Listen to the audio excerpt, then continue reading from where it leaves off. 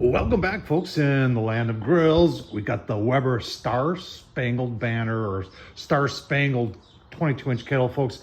Leave the link down below to the original review I did on this. But you know, Tom Horsman of YouTube, I can't leave things well enough alone. Got to do a modification. I want to do a couple things here. Some of this is because of you folks. One guy sent me a comment saying, "Hey Tom, you know you can get red, white, and blue legs," and I said, "What? You can?" So he pointed me toward Walmart online, and sure enough, Studio Grill Parts. I'll show you that. Red, white, and blue legs. So that's going on the Star Spangled. I'm also going to take some old school Weber stuff, an old school Weber side table, and attach that on there. I've got two of these, but I only have one complete unit, meaning I have two boards. This is the one that's got the Weber more predominant on it. The other one's a little faded, but it seems like I only have one of the brackets and one of the arms. So we're going to put that on, and then there's a guy on eBay that makes handles. I paid a lot for these, 70 bucks. So you can search Weber handles on eBay and you can pick out whatever you want. There's a whole bunch of them on there. Start taking it apart. And all right, first things first, we're gonna do the legs first. And I've got the kettle all disassembled here, and I'm starting to take things apart. Now, one thing nice about the new kit, it gives you all new caps, and it gives you everything you need to redo the legs, so you don't have to worry about if you damage anything. And I'm just using kind of like a pliers and pulled off the old cap, no problem. And then we'll just disassemble like we did. Now, remember, you gotta save these right here, which holds your ashtray. That's the only thing you don't get with the kit. Like I said, just search it on Walmart. Studio Grill Parts leg kit.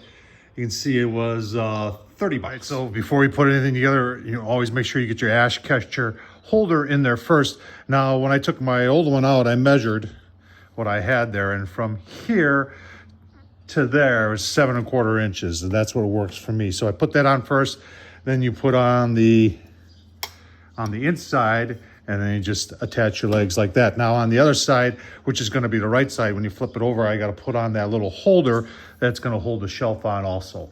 So we'll do that one next. I always gotta remind myself to leave one of the legs off.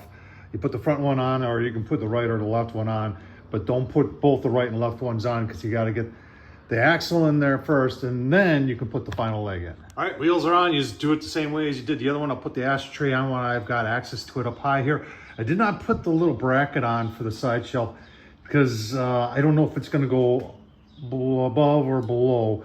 So we'll do that when we get there. It's gonna go on the right side, which would be the red. All right, bringing some old school into this Weber kettle is gonna really make this thing pop, in my opinion. Those Weber side tables, and someone's gonna correct me, I think it's was made in the 90s, maybe early 2000s, maybe even the 80s.